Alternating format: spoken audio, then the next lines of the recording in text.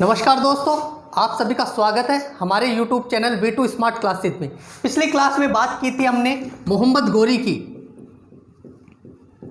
गोरी की मृत्यु 1206 ईस्वी में हुई। गोरी के कोई पुत्र नहीं था, इस कारण उसने अपने दास कुतुबुद्दीन ऐबक को भारत का शासक घोषित किया। कुतुबुद्दीन ऐबक गोरी का दास था और यहीं से गुलाम वंश का प्रारंभ होता है। गुलाम वंश का पहला शासक कुतुबुद्दीन ऐबक था।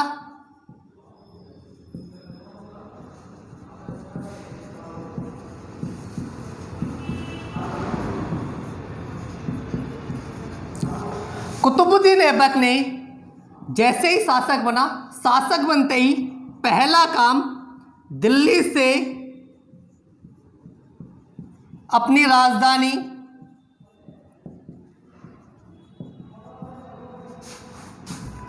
लाहौर को बनाई। पहला कार्य यह था, कुतुबुद्दीन का शासक बनते ही इसने दिल्ली से अपनी राजधानी लाहौर को बनाई। दूसरा काम, इसने गजनी कोर्ट से संबंध विच्छेद कर दिए।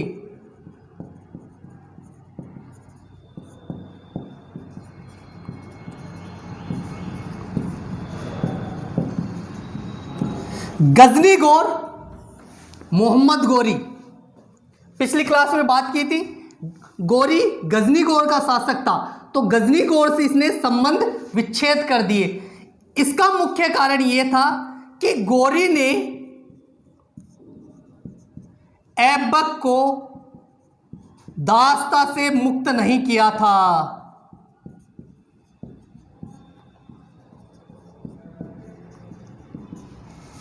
इसी के फलस्वरूप उसने सुल्तान की उपाधि धारण न करके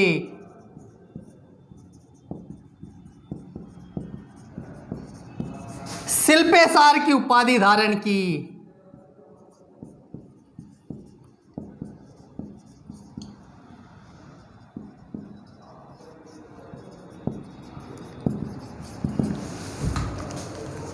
ऐबक के तीन महत्वपूर्ण कार्य। पहला कार्य, दिल्ली से अपनी राजधानी लाहौर को बनाई।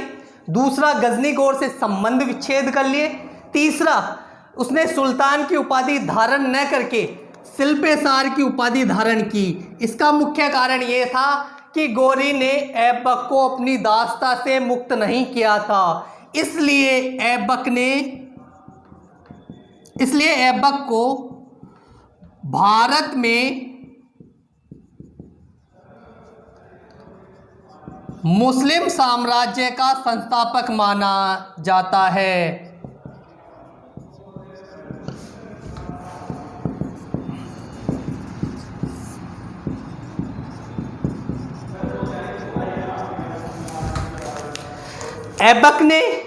ऐबक को गोरी ने दासता से मुक्त नहीं किया, इस कारण उसने शिल्पेशार की उपाधि धारण की और उसने भारत में मुस्लिम साम्राज्य का संस्थापक माना जाता है, अर्थात उसने भारत में मुस्लिम साम्राज्य की स्थापना कर दी।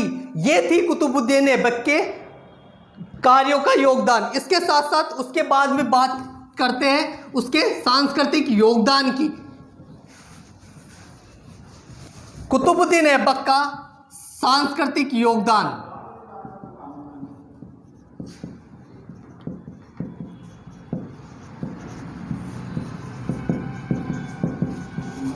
ऐबक ने भारत में 2 मस्जिदों का निर्माण करवाया।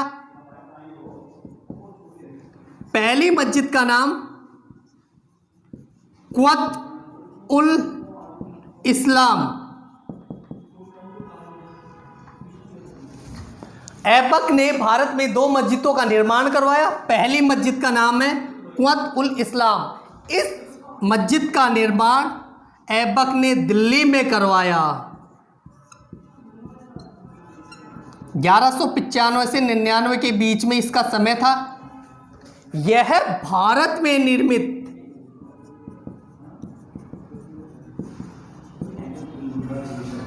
पहली मस्जिद थी।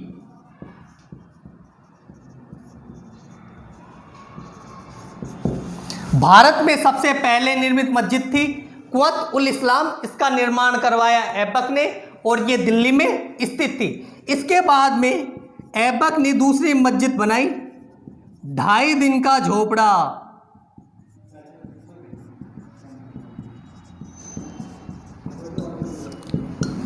इस मस्जिद का निर्माण ऐबक ने 1200 ईस्वी में अजमेर में करवाया। यह पहले एक संस्कृत पाठशाला थी।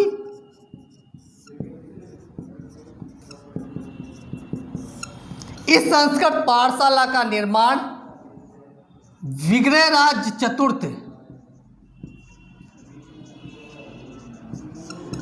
इनका दूसरा नाम बीसल देव भी है,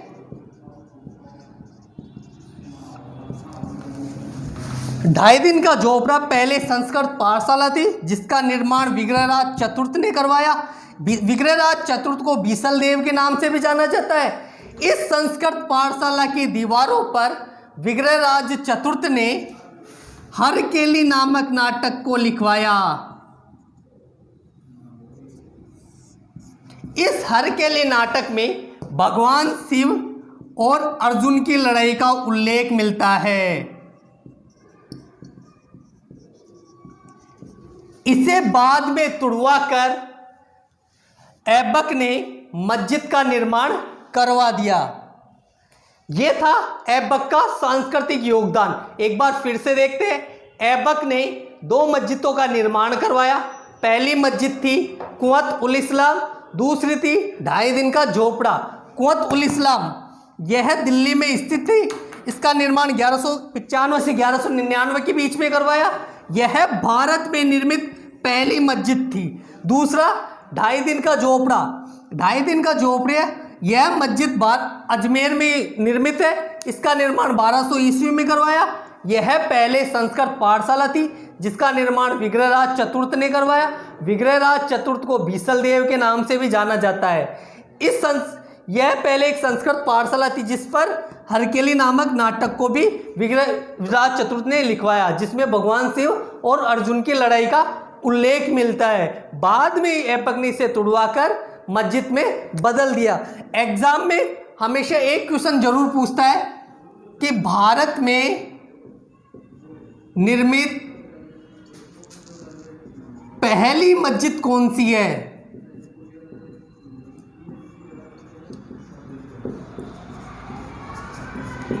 एग्जामिनर बच्चों को कंफ्यूजन करने के लिए यहां पे कुछ ऑप्शन देगा, वो देखना। पहला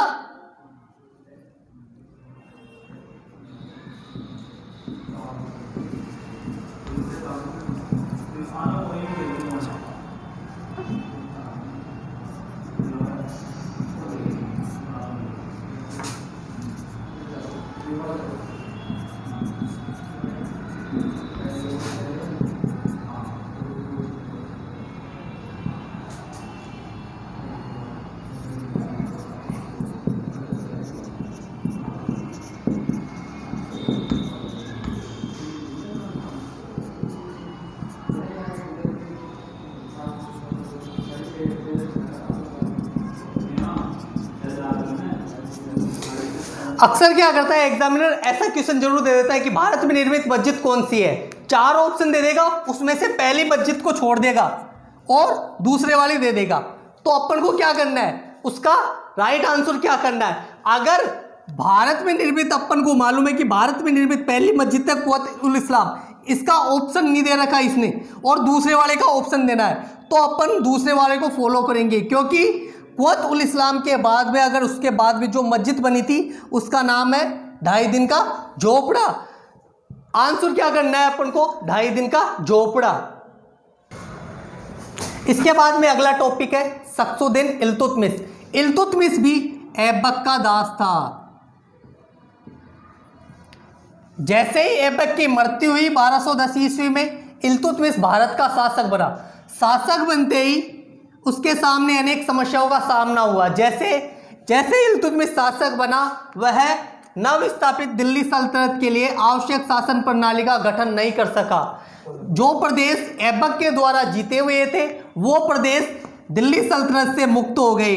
इसके बाद में इल्तुतमिश ने उन प्रदेशों को वापस पुनः जीता और दिल्ली सल्तनत में मिलाया।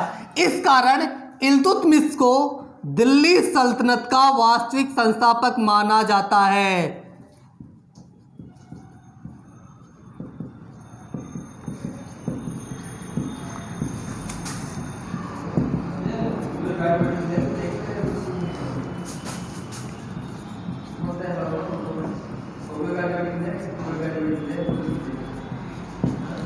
क्यों माना जाता है? क्योंकि उसने दिल्ली सल्तनत के लिए वापस आवश्यक शासन प्रणाली का गठन किया। जो प्रदेश दिल्ली सल्तनत से मुक्त हो गए थे उनको वापस दिल्ली सल्तनत में मिलाया। इसके साथ ही ऐबक ने अपनी पुत्री का विवाह इल्तुतमिश के साथ कर दिया और उसे दासता से मुक्त भी कर दिया।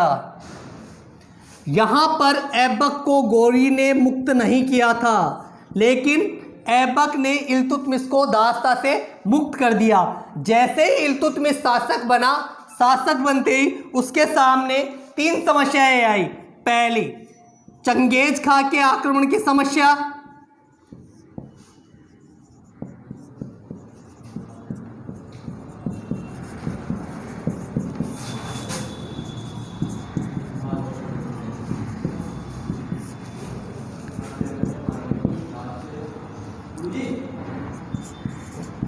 दूसरी है दिल्ली सल्तनत के लिए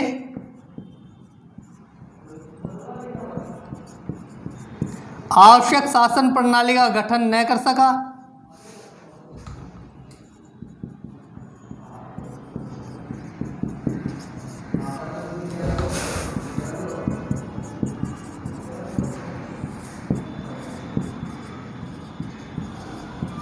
तीसरी, राजपूत राज्यों का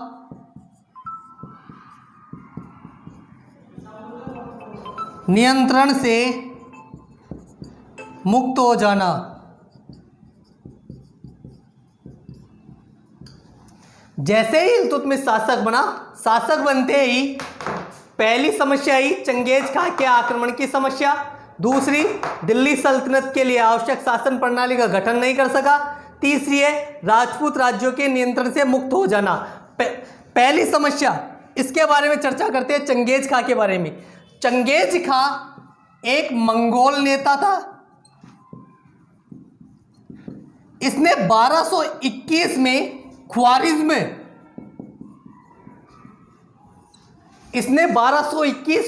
ख्वारिज्म पर कब्जा करके वहां के युवराज जलालुद्दीन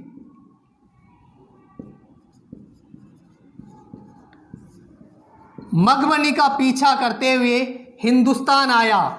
इस जलालुद्दीन ने इल्तुतमिश से शरण मांगी, लेकिन इल्तुतमिश ने जलालुद्दीन को मना कर दिया। इस बात से खुश होकर चंगेज खां वापस मध्य एशिया लौट गया। राजपूत राज्यों का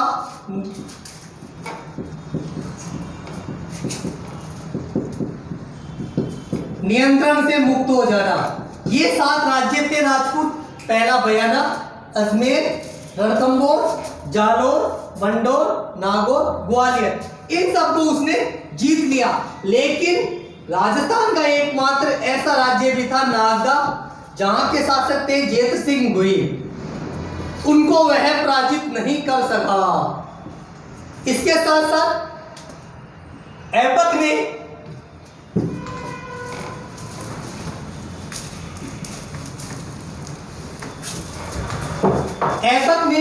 इक्ता प्रथा लागू की।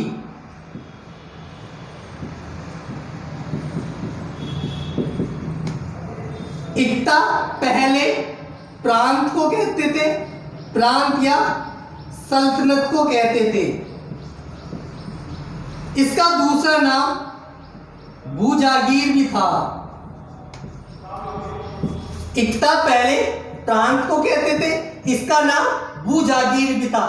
इस इक्ते की देखरेख के लिए उसने एक इक्तेदार की भी नियुक्ति की। इस इक्ता के 3 महत्वपूर्ण कार्य थे। पहला, जब भी शासक को सैनिक सहायता की जरूरत पड़े तो वो सैनिक सहायता इस इक्ते के माध्यम से प्रदान की जाती थी, अर्थात सैनिक सहायता भेजी जाती थी। दूसरी,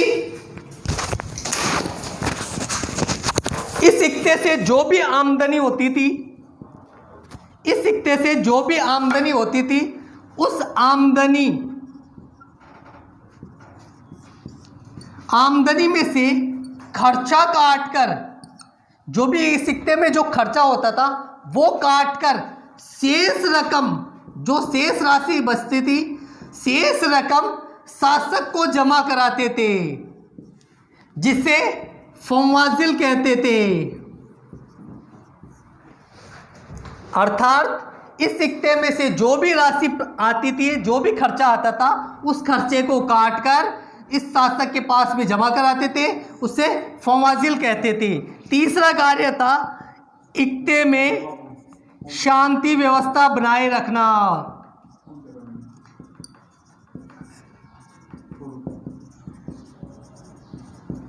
वापस एक बार फिर से, इल्तुतमिश ने इक्ता प्रथा लागू की।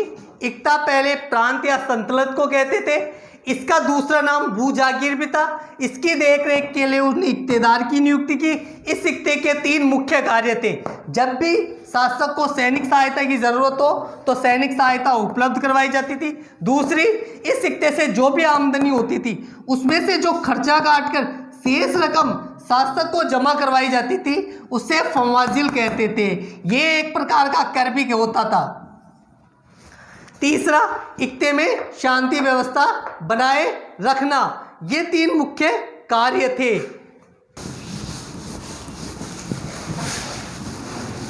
इसके बाद में दूसरा सुधार किया इल्तुतमिश ने, मुद्रा सुधार। मुद्रा सुधार में इल्तुतमिश ने 2 सिक्कों का प्रचलन किया। पहला सिक्का टका, दूसरा जित्तल। टका चांदी का सिक्का था।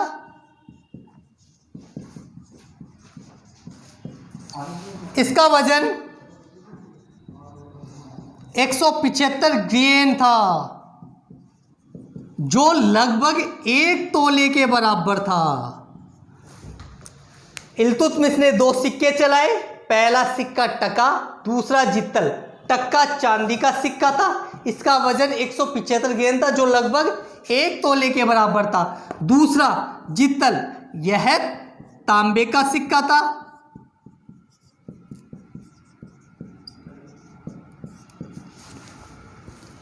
और 48 जित्तल मिलकर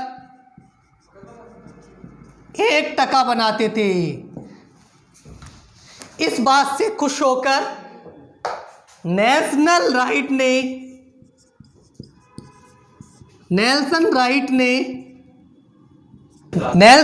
ने अपनी पुस्तक coins and metrology of the sultan of Delhi में ऐबक को प्रिंस ऑफ मुनियर्स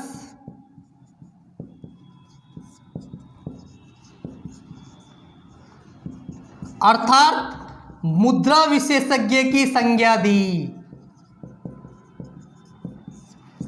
वापस एक बार, इल्तुतमिश ने मुद्रा सुधार में 2 सिक्के चलाए। पहला टका, दूसरा जित्तल। टक्का चांदी का सिक्का था, इसका वजन 175 ग्रेन था, जो लगभग 1 तोले के बराबर था। दूसरा जित्तल, यह तांबे का सिक्का था। 48 जित्तल मिलकर 1 टका बनाते थे। इस कारण नेल्सन राइट ने अपनी पुस्तक coins and metrology of the sultan of Delhi में ऐबक को प्रिंस ऑफ मुनियर्स अर्थात मुद्रा विशेषज्ञ की संज्ञा दी। मुद्रा सुधार के बाद में इल्तुतमिश का वास्तुकला में क्या योगदान रहा, आगे देखो। वास्तुकला में पहला योगदान, इसने कुतुब मीनार का निर्माण करवाया। बात करते हैं कुतुब मीनार की। कुतुब मीनार की डिजाइन का निर्माण, पहली चीज इसकी डिजाइन तो बनाई थी कुतुबुद्दीन ऐबक ने कुतुब मीनार की डिजाइन ऐबक ने बनाई, लेकिन इसका निर्माण इल्तुतमिश ने करवाया। यह दिल्ली में स्थित थी। यह दिल्ली में स्थित है। पहले यह 4 मंजिल का था। 5वीं मंजिल का निर्माण फिरोज तुगलक ने करवाया, जो आगे आएगा तुगलक वंश में। पहले ये 4 मंजिल की थी, 5वीं मंजिल का निर्माण फिरोज तुगलक ने करवाया। कुतुब मीनार का नाम इल्तुतमिश ने अपने आध्यात्मिक गुरु कुतुबुद्दीन बख्तियार काकी के नाम पर रखा।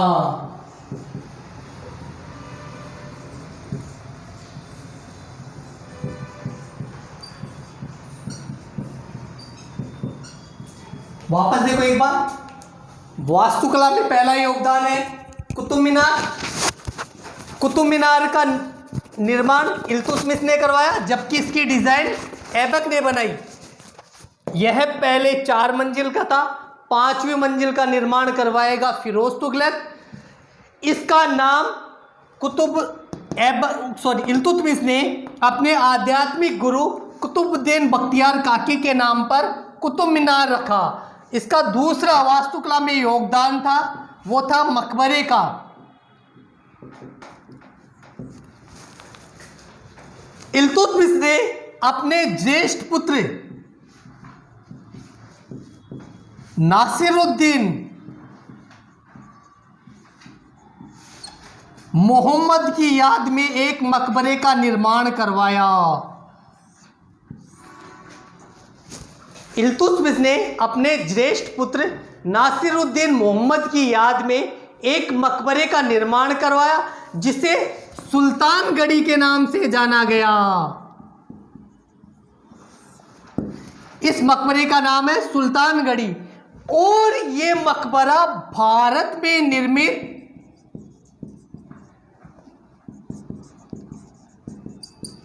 पहला मकबरा है, प्रथम मकबरा है। बात चली थी मस्जिद की, मस्जिद का निर्माण करवाया कुव्वत उल इस्लाम, इसका निर्माण करवाया ऐबक ने, जबकि भारत में निर्मित पहले मकबरे का निर्माण करवा रहा है इल्तुतमिश। इल्तुतमिश का वास्तुकला में तीसरा योगदान था, इसने दिल्ली में सक्सियोज नामक विशाल तालाब का निर्माण करवाया।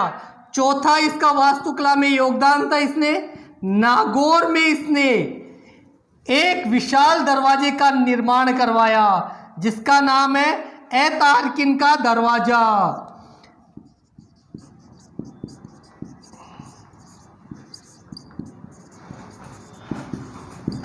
वास्तुकला में देखो, पहला निर्माण कुतुब मीनार, दूसरा निर्माण मकबरा, तीसरा निर्माण सक्सियोज, चौथा निर्माण एक दरवाजा जिसका नाम है ए-तारकिन का दरवाजा। एक बार वापस रिपीट कर रहा हूँ, कुतुब मीनार इसकी डिजाइन बना रहा है ऐबक, इसका निर्माण करवा रहा है इल्तुतमिश। इसका नाम पड़ा इल्तुतमिश के आध्यात्मिक गुरु कुतुबुद्दीन बख्तियार काकी के नाम पर।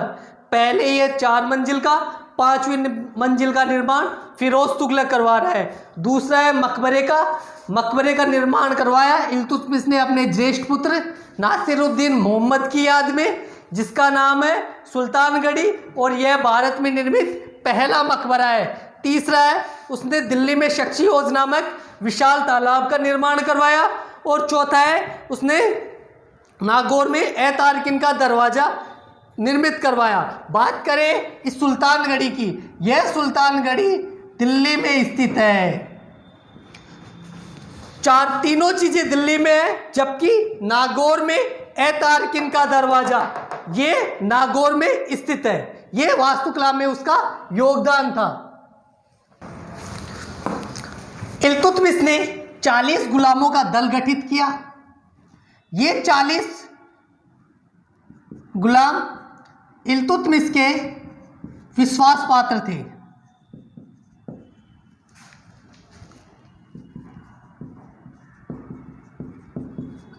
जियाउद्दीन बर्नी ने अपनी पुस्तक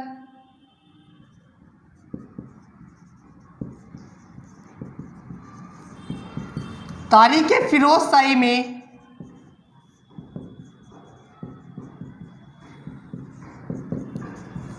इन 40 गुलामों के दल को तुर्कान ए चहलगामी कहा।